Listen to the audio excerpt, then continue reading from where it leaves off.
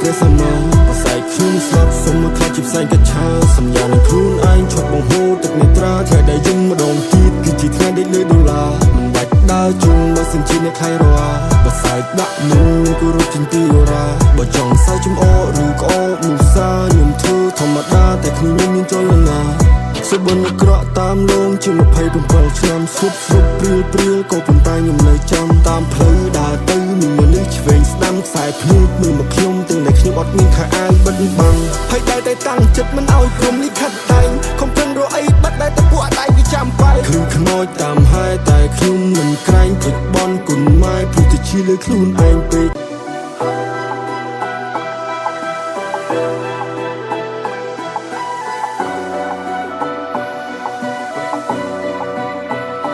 ខ្ញុំហូរយំថ្វាយនឹងគុណទៅព្រះសម្មាប្រស័យខ្ញុំស្លាប់សុំមកខ្លាចជាផ្សែងកច្ឆាសញ្ញានឹងខ្លួនឯងឈប់បង្ហូរទឹកនេត្រាថ្ងៃដែលយំម្ដងទៀតគឺជាថ្ងៃដេកលើដុល្លារមិនបាច់ដើរជុំបើសិនជាអ្នកខៃរ៉ាបើសើចដាក់មុនគោរពជាទីអូរ៉ាបើចង់សើចចំអកឬក្អកនោះសាខ្ញុំធ្វើធម្មតាតែគ្មានមានចលនា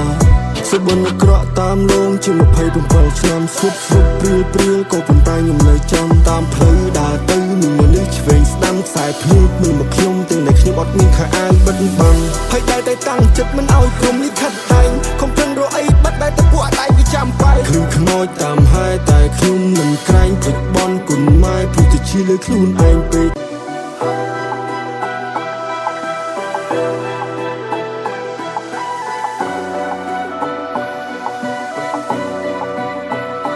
ខ្ញុំហូរយំថ្វាយនឹងគុណទៅព្រះសម្មាប្រស័យខ្ញុំស្លាប់សុំមកខ្លាចជាផ្សែងកច្ឆាសញ្ញានឹងខ្លួនឯងឈប់បង្ហូរទឹកនេត្រាថ្ងៃដែលយំម្ដងទៀតគឺជាថ្ងៃដេកលើដុល្លារមិនបាច់ដើរជុំបើសិនជាអ្នកខៃរ៉ាបើសើចដាក់មុនគោរពជាទីអូរ៉ាបើចង់សើចចំអកឬក្អកនោះសាខ្ញុំធ្វើធម្មតាតែគ្មានមានចលនា